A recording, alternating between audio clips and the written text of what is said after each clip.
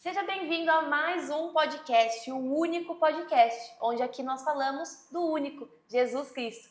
Hoje eu estou num cenário diferente, hoje eu vim até o meu convidado, ele me convidou para estar aqui Um e eu prazer. vim porque ele teve aqui um estúdio, gente, uma área, né, para filmar muito bacana. Ele falou, vamos lá, a gente grava por lá, tem ajuda. E eu aceitei porque é bênção, né, Que pastor? bom, que bom. E eu queria agradecer por você aceitar, por você disponibilizar o seu tempo. Eu estou aqui com o Paulo Nardino, pastor da Igreja Quadrangular, aqui perto do shopping de Isso mesmo. Piracicaba. Ele é advogado, pai, escritor, já foi vereador e hoje ele atua como Secretário secretário municipal. municipal na prefeitura aqui de Piracicaba. E eu entrevistei a mulher, a esposa dele, a Débora, é uma pastora também maravilhosa, um É testemunho verdade. cheio da presença de Deus. A gente vê Deus em todos os detalhes na vida de vocês, né, pastor? É E verdade. eu falei, pensei agora, passou um tempinho, eu falei, nossa, eu vou convidar o marido da Débora. E cá estamos. Muito bem. Obrigado, Carol. Obrigado pelo convite. Obrigado por aceitar estar com a gente aqui. Eu tenho certeza que vai ser um tempo muito bom. Tenho vi algumas gravações suas, inclusive da minha esposa. Sim. Está sendo muito legal. Parabéns pela essa iniciativa de falar daquele que é o nosso Senhor. A Bíblia nos ensina que tudo que nós fazemos é por Ele, para Ele, são todas as coisas. E esse tempo que você tem disponibilizado para conversar, para falar de fé, para falar da vida, Sim. é muito bacana. Parabéns e obrigado pela oportunidade de estar com Obrigada. você. Obrigada eu. Quando a gente fala, né, quando se fala parabéns, eu falo assim, é o Senhor, né, Amém, pastor? amém. Não somos nós, é o Senhor que faz. Eu contei para você brevemente que eu fiquei Sim, um tempo aí para fazer, porque eu me achava incapaz, falava, nossa, mas é o Senhor que sim. capacita a gente, né? A Então, gente costuma dizer assim: você põe o pé que Deus põe o chão. que Então Deus Deus põe no nos chão. capacita sempre. Verdade. Tudo que Deus precisa de nós é disponibilidade, Sim, a disposição, né? sim. É a palavra do profeta Isaías: a quem enviarei, né? Quem há de ir por nós? Alguém precisa levantar a mão e dizer: eis-me aqui. Se você olhar a história de Moisés, de Abraão e de tantos outros, todos eles também se achavam incapazes. Todos eles achavam que. E dizer a você que esse é um sinal de que é Deus que está te chamando, quando a gente acha que a gente não pode. Esse é um grande sinal. Quando a gente fala Uhum. assim, não, não é para mim, eu não posso, eu não consigo. É aí que você mostra a sua dependência de Deus. Não vou pela minha força, eu vou pela capacidade, pela força que Ele nos dá. Então, tenho certeza que Deus te Amém. capacita aí muito além do que você imagina. Amém. Obrigada, pastor. Então vamos lá. Eu queria, quando a Débora me contou rapidamente sobre você lá, eu falei, nossa, eu vou entrevistar o pastor também para você também contar. Ela contou um pouco da história dela, de vocês, mais o testemunho dos Sim, filhos, né? Mas de você eu queria que você contasse a sua história, porque quando você me mandou um pouco, ali muitas pessoas olham, acham que é o fim, e para Deus era só o é só começo, o né? começo, é Pode verdade. contar um pouquinho, eu quero Ah, que você legal. testemunhe. A nossa história realmente começa com a gente nascendo de uma mãe solteira. Nós pensa que há 42 anos atrás, a mulher ter filhos sem ter uma estrutura, um marido, família ali, aquela família tradicional, é muito desafiador. Então, uma mulher negra que não tinha um marido e acaba tendo 3 filhos, né? Meu avô, na época, né, acabou tendo que dar todo o suporte para a filha dele, né, minha mãe, Uhum, e a gente foi crescendo né, nessa estrutura desafiadora, né, de crescer sem uma base familiar mais consolidada. uhum, Quando você olha para um cenário como esse, as pessoas imaginam o que pode vir, né? O que pode sair de um cenário desse, de uma improbabilidade, né? Nós tivemos ali uma infância muito desafiadora, muito difícil. E aí, quando tinha por volta de 3 anos, tinha 3 anos mais ou menos, a minha mãe faleceu. Né? A mamãe morreu, e aí a gente acabou ficando com a avó e com o avô. Passou um ano, ela ficou doente, a mãe infartou. infartou. Um infarto, aquele infarto fulminante. Sei. Então, também era uma pessoa muito difícil, né? Assim, pelo que minha avó contava, uma pessoa que infelizmente acabou indo para o mundo do álcool, uma pessoa alcoólatra, e tinha muitas dificuldades, né, de saúde, aí acabou sofrendo um infarto. E aí ficamos com a avó e com o vô. Um ano depois, o vô morre. Nossa. E aí ficou só com a avó, tadinha da minha avó. A avó ficou viúva, pensionista e com 3 meninos Pra cuidar. para cuidar.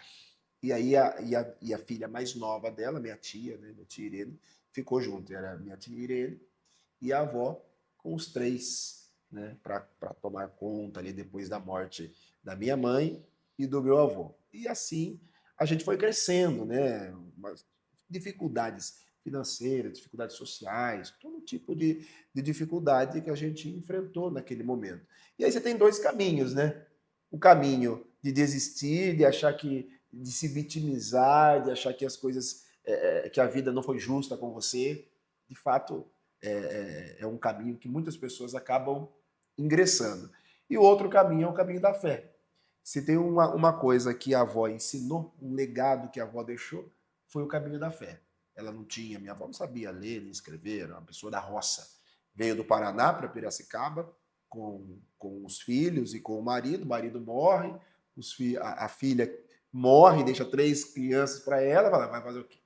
Só que ela tinha uma fé muito viva, né? Minha avó sempre frequentou, desde sempre, a igreja Assembleia de Deus de Madureira, uma igreja muito bacana, que eu sou grato também muito por essa igreja, e a gente foi aprendendo a fé ali, foi sendo instruído na fé ali, e isso fez toda a diferença, assim, Carol, na nossa vida, na nossa infância, porque aos 7 anos, eu me lembro, a gente ia na Assembleia de Deus com a vovó, e quando eu tinha por volta de 7 anos, abriu no nosso bairro, a gente morava ali no Jupiá, abriu no nosso bairro um ponto de pregação ainda na época, da Igreja do Evangelho Quadrangular.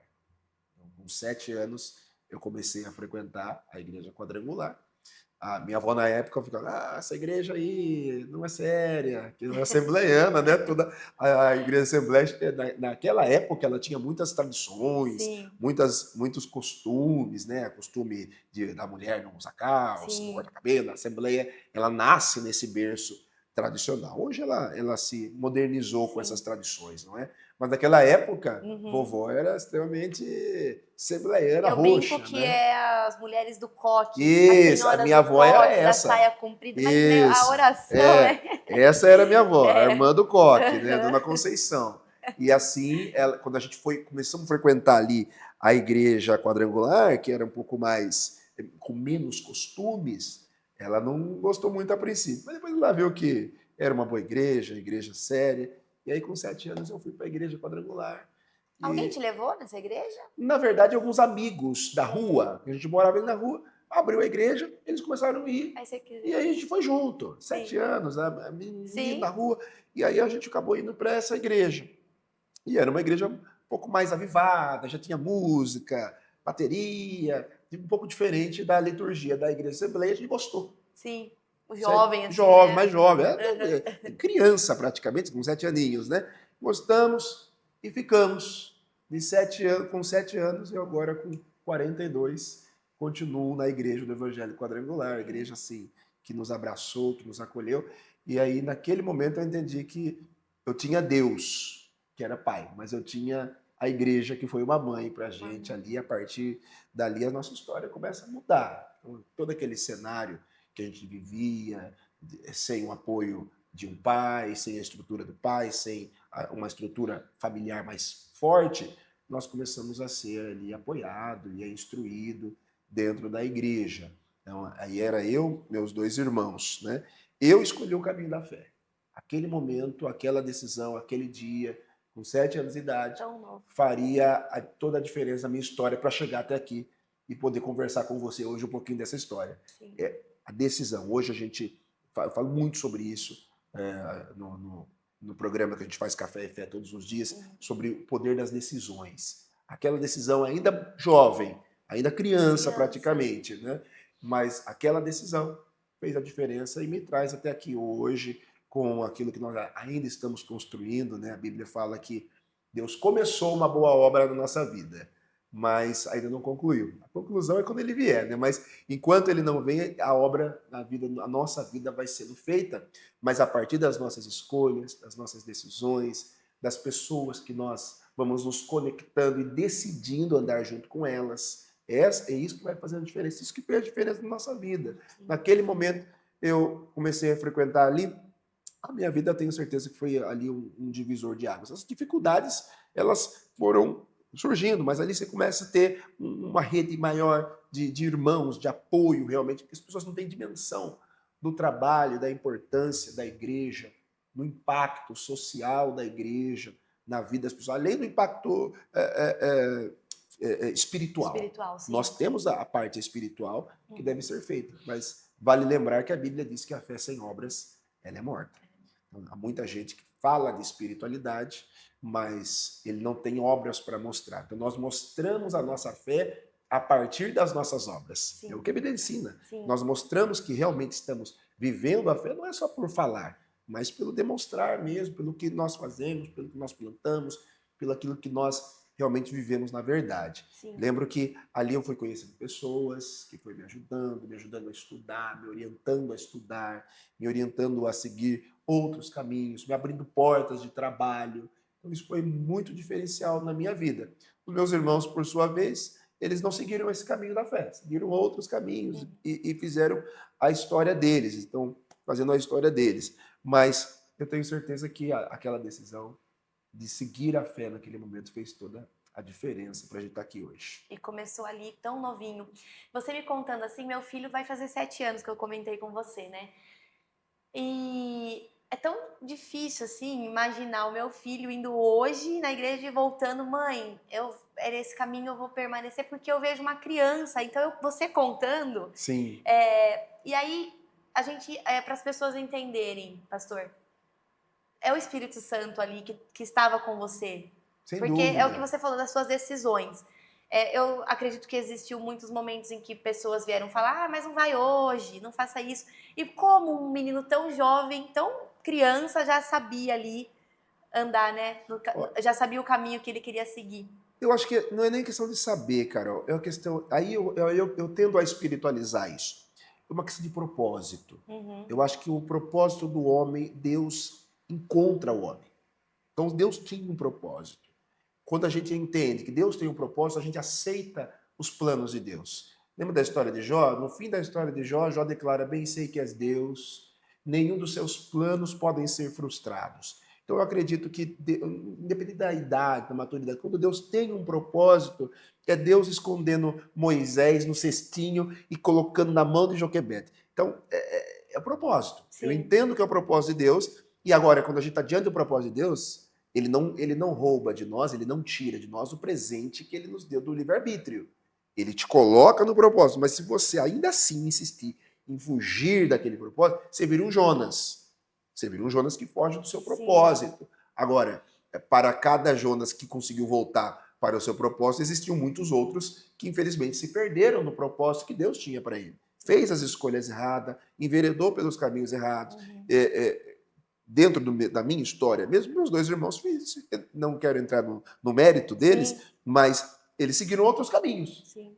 Mas tiveram as mesmas oportunidades, tiveram o mesmo convite, também tiveram a oportunidade. O meu irmão mais novo, na época, eu puxava ele junto para a igreja. Chegou uma hora que ele decidiu ouvir outras vozes, seguir outros caminhos, entendeu? E aí abandona o propósito, abandona aquilo que Deus tem para você. É livre-arbítrio. Deus não obriga, nós somos robozinho obrigado por Deus. Mas quando você entende, ainda na idade da imaturidade, mas você entende, você erra, a gente tropeça. Nunca pensou em desistir, nunca. Claro que a gente pensa. Sim. Só que a gente tem que ter. Aí entra assim a parte espiritual, de você estar conectado, de você ter uma vida de oração, de você ter algo extremamente importante, que hoje está muito difícil, um coração ensinável. Nós falávamos há pouco, essa geração que não quer aprender nada, que não tem, que acha que já sabe tudo, não tem um coração ensinável. Eu trabalho aqui na igreja com discipulado. A gente faz discipulado, tanto eu quanto a minha esposa, nós fazemos discipulado. E eu faço isso desde sempre. Desde sempre. Eu sou pastor desde os 18 anos. Então eu cheguei aos 7 anos da igreja quadrangular. Aos 18 anos, eu era pastor. Eu queria saber depois um pouquinho dessa trajetória. Podemos falar. Uhum. Mas aí, o que acontece? Desde sempre eu trabalho com discipulado. E muitas vezes a gente está discipulando pessoas e você percebe que a pessoa não tem um coração para ser ensinada. Ela não quer ser ensinada. Tem muita gente que não quer ser ensinada. Você dá uma direção para ela, ela faz o oposto. Ou ela ignora. Então, essa pessoa, ela nunca vai mudar de vida. Ela nunca vai ter uma transformação. Porque ela realmente não quer aprender nada. Sim. Ela quer muitas vezes desfrutar de um ambiente, da fé, de uma estrutura. Hoje a igreja é moda. Hoje a igreja evangélica, nós saímos da. A igreja quadrangular é pioneira no Brasil. Sim. Nós temos 75 anos no Brasil, 100 anos no mundo. Então nós somos pioneiros na evangelização. E quando começou a evangelização, se você conversar com os irmãos mais antigos da igreja quadrangular, você vai ver que eles vão contar para você que a igreja era perseguida, as pessoas tacavam pedra na igreja, Uhum. a igreja começou aqui em Piracicaba com tendas, era tenda da quadrangular, cruzada nacional. As pessoas jogavam ácido na tenda, xingavam. Hoje não. Hoje a gente é recebido, hoje a gente tem posição social, hoje a gente tem posição em governos, hoje a gente tem representatividade, hoje é um outro momento. É. Então acaba que muitas pessoas não estão se aproximando da igreja pela fé, estão se aproximando da igreja pelos contatos, pela influência, pelos status E sociais. por achar que por ter ido ali, vou dormir melhor hoje Não, porque eu fui. é só um desencargo de consciência. É. É só por um desencargo de consciência. Então, esse é um grande perigo. É um grande perigo. Porque essa pessoa realmente está com o coração fechado. Ela não tem um coração ensinável. Então, para concluir só o que eu estava dizendo do discipulado. Quando eu decido discipular alguém, hoje, a primeira pergunta que eu vou fazer para a pessoa: você está disposta a aprender e a obedecer? Porque se você não estiver disposto a aprender e obedecer, você perde o meu tempo. Você não quer. Jesus falou: vinde a mim todos vós que estáis cansados, sobrecarregados, oprimidos. Agora, você tem que vir, é um convite, ele não obriga. Então, quando você é convidado, e aí você tem que ter uma humildade. Fala: não, eu estou aqui para aprender mesmo, eu tenho um coração ensinável, eu quero obedecer. E aí você começa verdadeiramente a sair, deixa de ser apenas hoje um evangélico e passa a ser um discípulo. Então nós temos que diferenciar essas duas categorias hoje. Existem muitas pessoas que são evangélicas. Legal, eu acho que é um caminho, um começo. Sim. Mas a partir do momento que você virou evangélico, você precisa entrar numa linha para se tornar um discípulo de Jesus, que é diferente. Né? Diferente. Eu acho que me perdi um pouquinho aqui nos assuntos, mas eu acho que era isso. Né? Entrando nesse assunto, vou fazer essa pergunta. Muitas pessoas vão ouvir, vão lembrar de pessoas que ela talvez tenha orado, que ela talvez tenha esse anseio pela mudança de alguém, ou até mesmo a dela, talvez, mas eu falo mais pelo outro.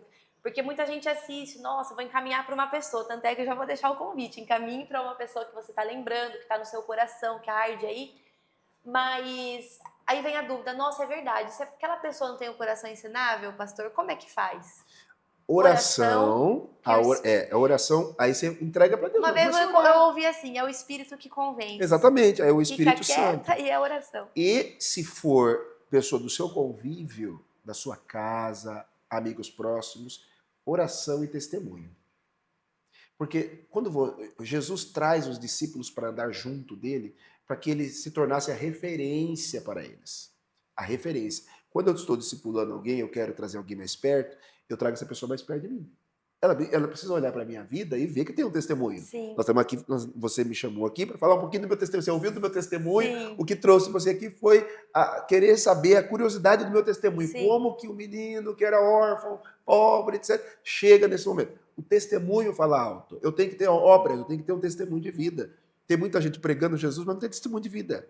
Então não adianta você desejar que a pessoa seja transformada se ela olha para a sua vida. Precisa olhar para Carol e ver o testemunho da Carol.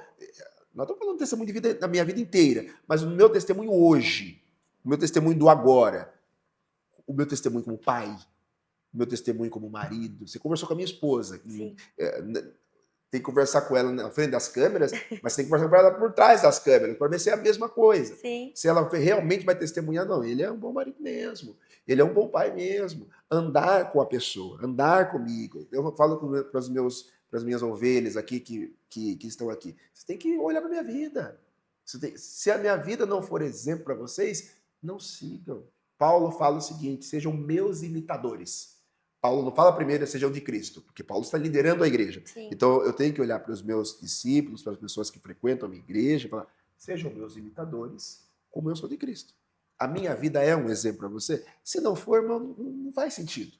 Não faz sentido. Eu posso ter uma boa oratória, eu posso ter carisma, eu posso falar bem. Está cheio de gente na Sim. internet falando bem, com oratória, com tudo mais. E tem Conselhos, nossa. técnicas. É, Tem técnicas, faz uma faculdade de psicologia, faz uma faculdade de oratória, um curso de oratória. As pessoas fazem. manda bala. Né? Você já fez cursinho? Lembra dos cursinhos da vida? Lembro quando eu fui me preparar para fazer o OAB, eu fiz alguns cursinhos. Tem alguns cursinhos que é mais show, né? O professor vai lá, ele decora umas coisas, ele dá um show. Mas, na prática, a vida real é outra coisa. Então, a oração e o bom testemunho. Então, você quer que um amigo seu chegue à fé. Ótimo.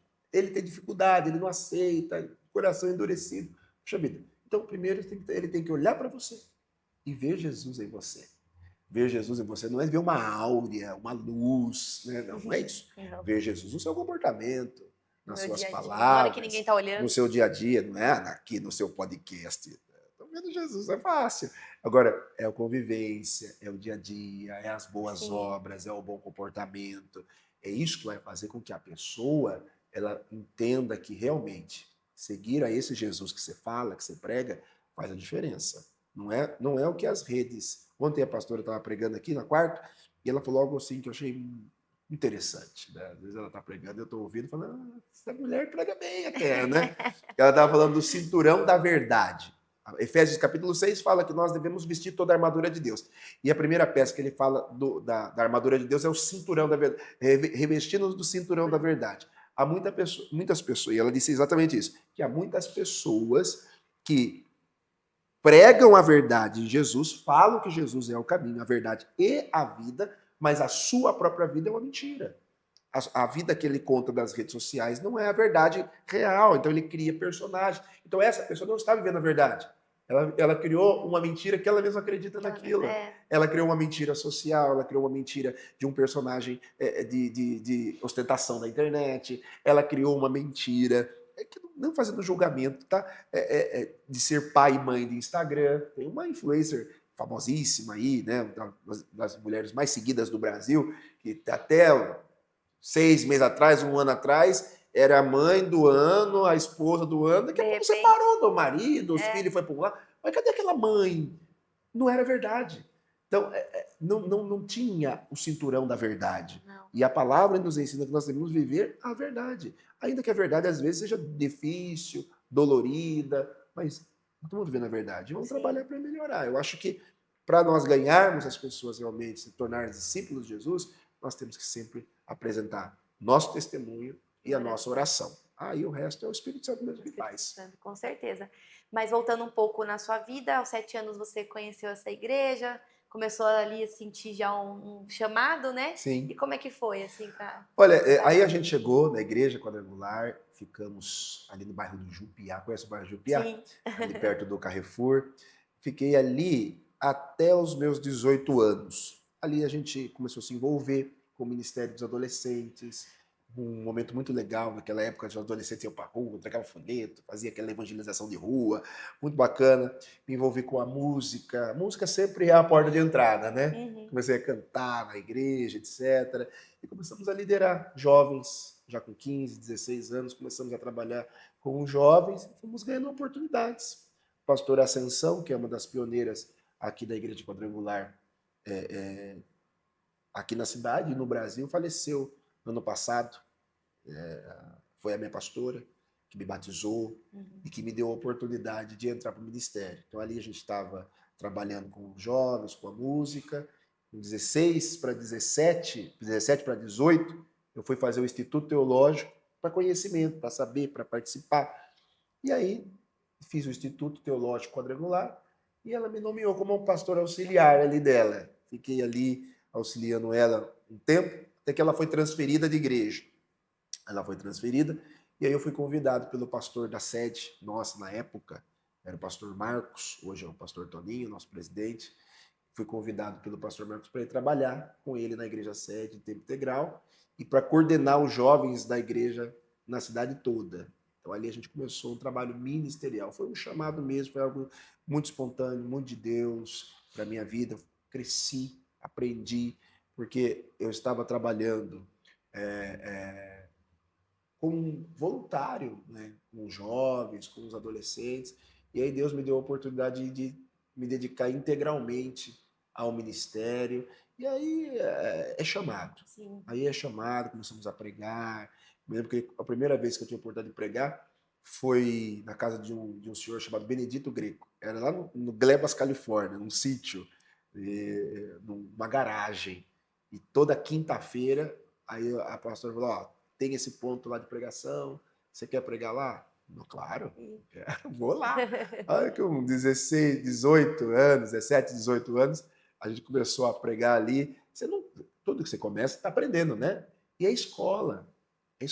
Ali que a gente aprendeu a pregar, a cuidar das pessoas, a amar as pessoas, porque a pregação, o ministério, o chamado, é um chamado para servir mesmo. É um chamado para poder estar disponibilizando a nossa vida para colocar a serviço do Reino de Deus. Fomos aprendendo, pregando, começamos a pregar ali. Aí teve a oportunidade de vir trabalhar no centro, né, na igreja sede, tempo integral. Começamos a trabalhar ali na igreja sede, foi muito bem orientado ali na igreja sede pelo pastor Marcos. Uma das coisas que o pastor Marcos sempre disse para nós, que o chamado, o ministério, não é profissão, o ministério é vocação. E aí ele incentivava muito a gente a estudar. Falava assim, ó, vai estudar, porque você tem um chamado, mas isso não é sua profissão, então você tem que estudar. Ele mesmo era formado em arquitetura, a esposa dele era advogada, né? E aí, com esse incentivo, a gente foi estudar também, mas não tinha condições de estudar. A gente ganhava já ali algum subsídio ali da igreja, mas não era suficiente, né, para estudar. E eu sempre tive o sonho de fazer direito, sempre tive isso na minha cabeça, eu queria fazer direito, queria fazer direito. E aí fui atrás da igreja metodista. A igreja metodista que, na época, né, tinha a Unimep. E ela comandava a Unimep, Universidade Metodista de Piracicaba. Fui lá, me inscrevi para uma bolsa. Estou falando de 20 anos atrás. E me inscrevi e comecei a orar, né? Mas, Deus, eu estou cumprindo o meu chamado, eu estou pregando, eu estou fazendo, mas eu tenho o desejo de ter uma profissão. E demorou algum tempo, né? Porque é muito concorrida. A Unimep há 20 anos atrás. Infelizmente, hoje, Assim, ela perdeu essa força, né? Mas há 20 anos atrás ela era muito forte. Era uma das instituições, se dizia na época, nada cresce mais do que a Unimep em Piracicaba. Há 20 anos atrás, de Piracicaba? Sou e estudei na Unimep. Você estudou na Unimep? E o que você fez? Jornalismo. Ah, que legal. Na época, a estrutura de jornalismo era excelente, no muito. estúdio, Então, eu na lembro. época, me formei em 2016, foi.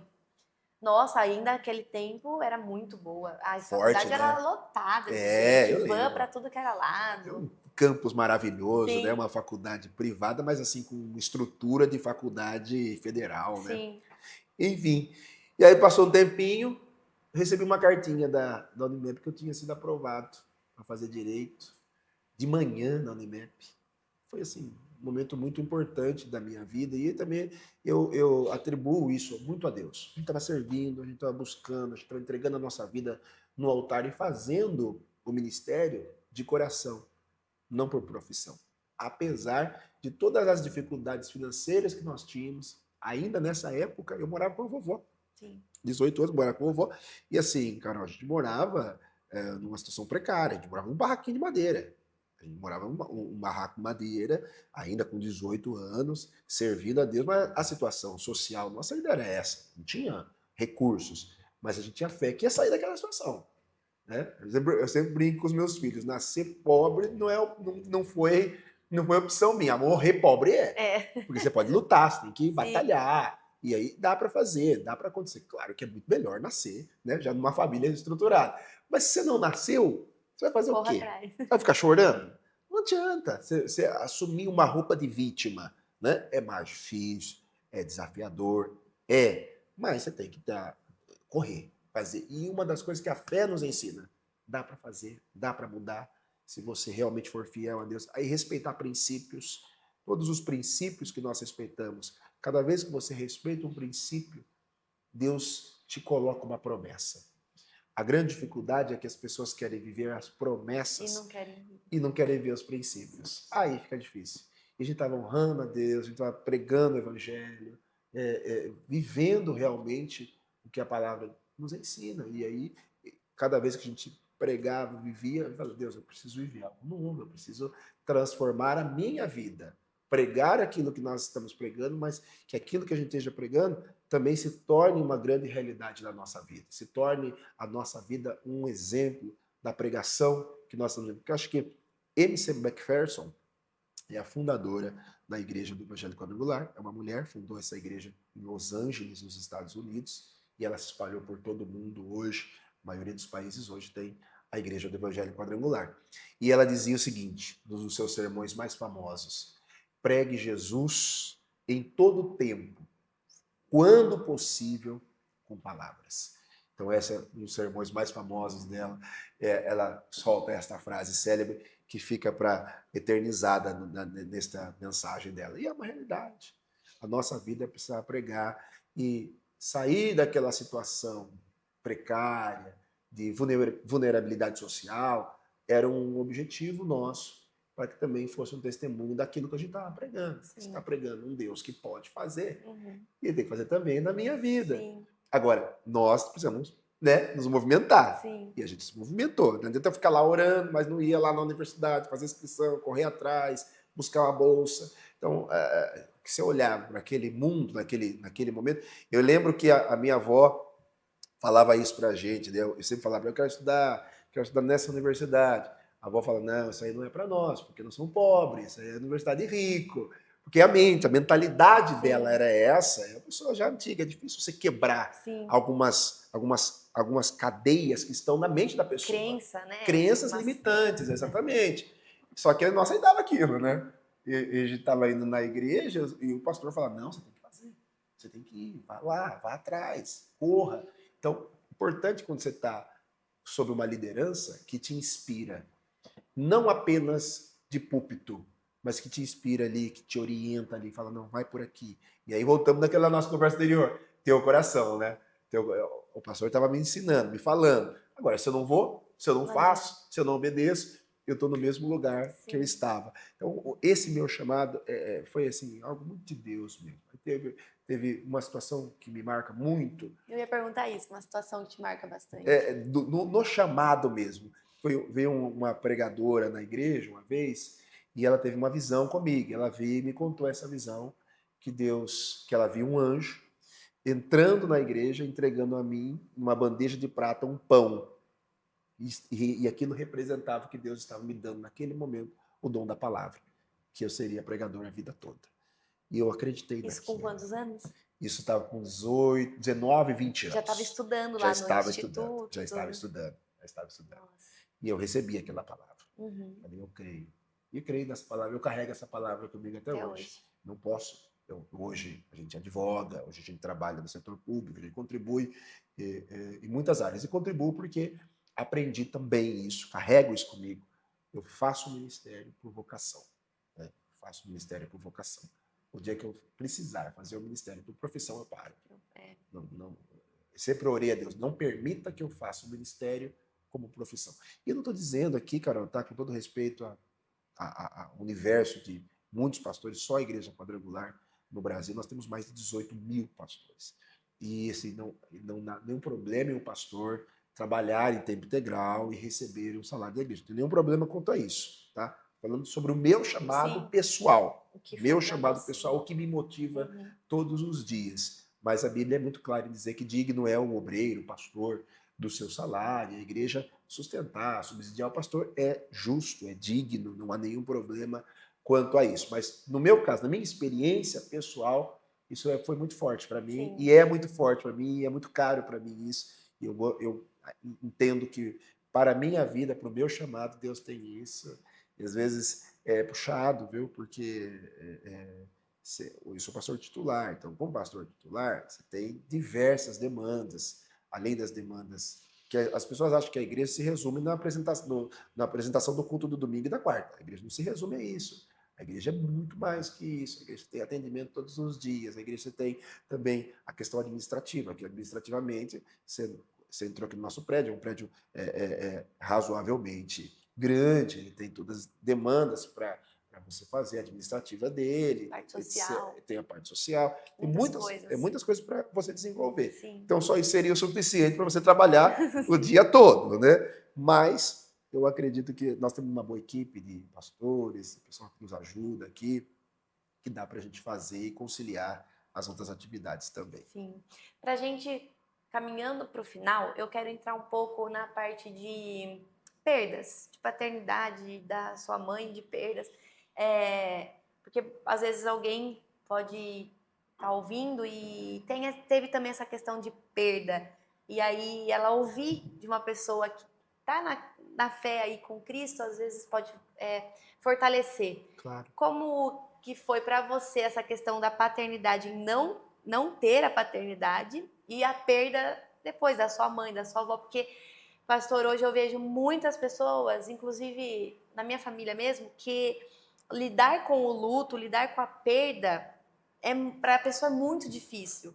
E eu estava fazendo um curso que eu ouvi a pessoa falando assim, que Deus fez a gente para que a gente, lá no comecinho, para que a gente vivesse. A morte não era... Então a gente tem isso, né? A gente tem essa questão difícil de aceitar a morte, mas temos a vida eterna, graças a Deus. Mas tem muita gente que tem essa... Eu não sei, me veio isso agora, legal, né? legal. É bom, vou falar sobre isso. Porque o luto, tem gente que se entrega, tem gente que não entende que vai ter um fim, né? Sim. Como que a pessoa... Eu penso, Carol, vou falar da minha experiência. Porque você falou, perdão de cortar, você falou assim, aí perco minha mãe com 3, depois a minha avó. E, nossa, né? Tem gente que fala, meu Deus, sim, perdeu a mãe, perdeu a avó. Para muitas pessoas, uma perda pode significar realmente o fim. E, de fato, não é fácil você crescer com 3, 4 anos. Acho que talvez eu me lembro de algumas crises da adolescência. Acho que a gente teve algumas crises da adolescência, principalmente nós estamos agora na véspera dos pais. Eu me lembro de algumas crises da minha adolescência com relação a Dia dos Pais, Sim. Dia das Mães. Vovó era uma pessoa muito dura, viu? Vovó era uma pessoa muito crente, mas ela veio de uma criação, de uma cultura muito dura. Não tinha esse negócio de abraço, de afeto. Antigamente. Não tinha esse negócio de acolhimento. Hoje as crianças, né, a gente, né, acolhe, abraça, beija, ama. Não tinha. Então nós não tínhamos isso. Então a criação dela era dessa forma. Eu me lembro que na adolescência era muito difícil, assim, por exemplo, lidar com o Dia dos Pais. Para mim eram dias tristes. Você tinha na escola. Aí todo mundo estava lá com o pai, para entregar o presente do pai. Hoje mesmo, o Joaquim saiu, falou, pai, vamos ensaiar a música para você, tá, papai? Para ir lá na escola, a gente vai cantar para você. E todo dia do pai tem que ir lá. Eu não tive isso. Isso era difícil. Foi difícil lidar com isso. A adolescência foi difícil nesse aspecto, no dia dos pais, dia das mães. Então é sempre aquele dia triste, escola, nessas relações aí. O que fez com que a gente virasse a chave, mais uma vez, é quando nós começamos a entender de fato a fé. Lidar com isso, eu não descarto a questão de terapia, não descarto a questão de você passar por um psicólogo, tudo isso ajuda. Sim. Mas na minha experiência, e como nós lidamos, eu lido com isso aqui na igreja, a gente atende muita gente, conversa com muita gente que passa por essa... A gente adulta que ainda não superou esses momentos. Tem gente adulta que ainda tem essas crises. E como que nós superamos isso? Através da nossa identidade em Deus. Quando eu consigo dar essa virada de chave da minha vida e falar, não, isso aí já está resolvido. Porque isso cria algumas limitações em você e rouba a sua identidade. Agora, quando você conhece a Deus de verdade, não estou falando religião, estou falando frequentar a igreja. Um monte de gente que frequenta a igreja, mas ainda não tem identidade em Cristo. Não sabe quem ele é em Cristo. No momento em que eu realmente me converti, de fato, entendi quem eu era em Cristo e quem Deus é na minha vida, todas as minhas crises, todas as minhas faltas, todas as minhas carências que eram reais, que existiam, todas as minhas dores foram curadas em Deus. Porque eu entendi que em Cristo, em Deus, eu sou filho, através de Cristo. Através de Cristo Jesus, eu recebi o dom de ser chamado Filho de Deus. Então, infelizmente, eu não tinha um pai na terra, mas a partir daquele momento eu passei a ser filho de Deus. E como filho de Deus, ele ia suprir todas as minhas necessidades. Como filho de Deus, ele ia colocar pessoas na minha vida que iriam me ajudar na minha caminhada, na minha trajetória. Então, essa paternidade que eu não tive na terra, eu realmente recebi em Deus. Eu realmente recebi em Deus. E entendi que em alguns momentos da minha vida Deus colocou pessoas estrategicamente para fazer aquela função de pai. Entendi que estrategicamente o Espírito Santo conduziu pessoas que iriam me auxiliar na função de mãe.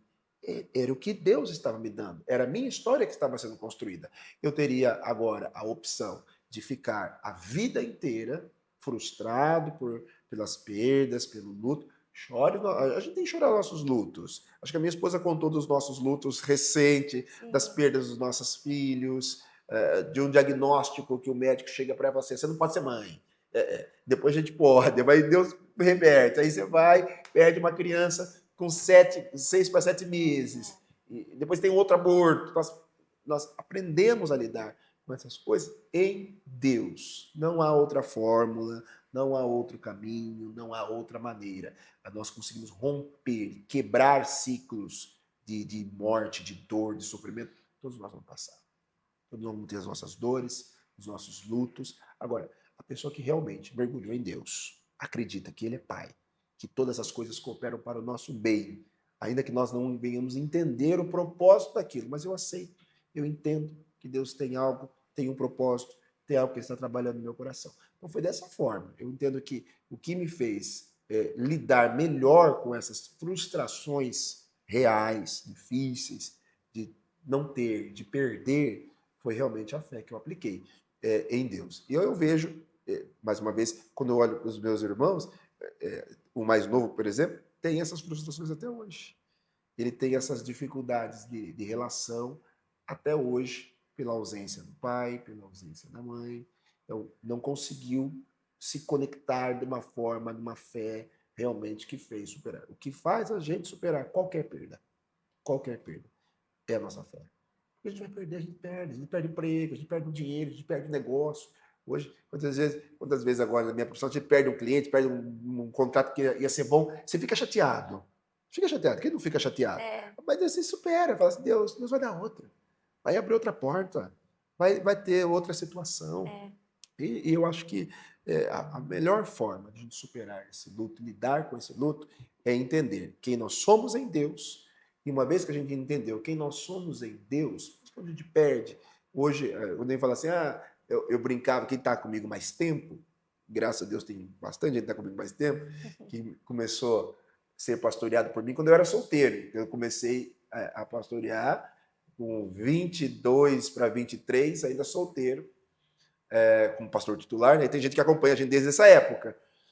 E aí, você sempre recebe críticas, né? Você é solteira, a pessoa fala assim, mas é pastor, é solteira, não sei o que tem. E aí eu brincava sempre que, não, fiquem tranquilos, eu vou ter 5 filhos. Aí o pessoal fala, pastor, você não falava que ia ter 5 filhos? Eu falei, eu tive. 3 estão comigo, 2 o Senhor levou. Tá tudo certo. Lá na eternidade a gente se encontra. Porque esta vida realmente tem começo, meio e fim. Vamos escrever a nossa história e permitir que o Espírito Santo nos ajude na construção dessa história. Dias mais felizes vão existir, mas dias desafiadores também. E nos dias desafiadores é que a gente prova que realmente a nossa fé não é fake. A nossa fé é de verdade, É de verdade. né? É de verdade. É verdade. Acho que é por aí. É mesmo. Era isso que eu queria conversar um pouquinho com você. Legal, que legal. Você trazer essas palavras, você vê como que o Espírito conduz, né? A gente faz a gente pensa em falar tanta coisa, mas o Espírito Santo... E já passou bastante tempo, né? Já passou o tempo, então é assim que Deus faz, né, pastor? Que bom, que bom.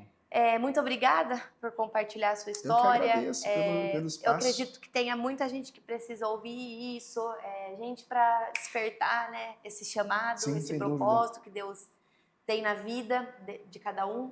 Se você, como eu falei já, né, compartilha com alguém que você sentiu no coração.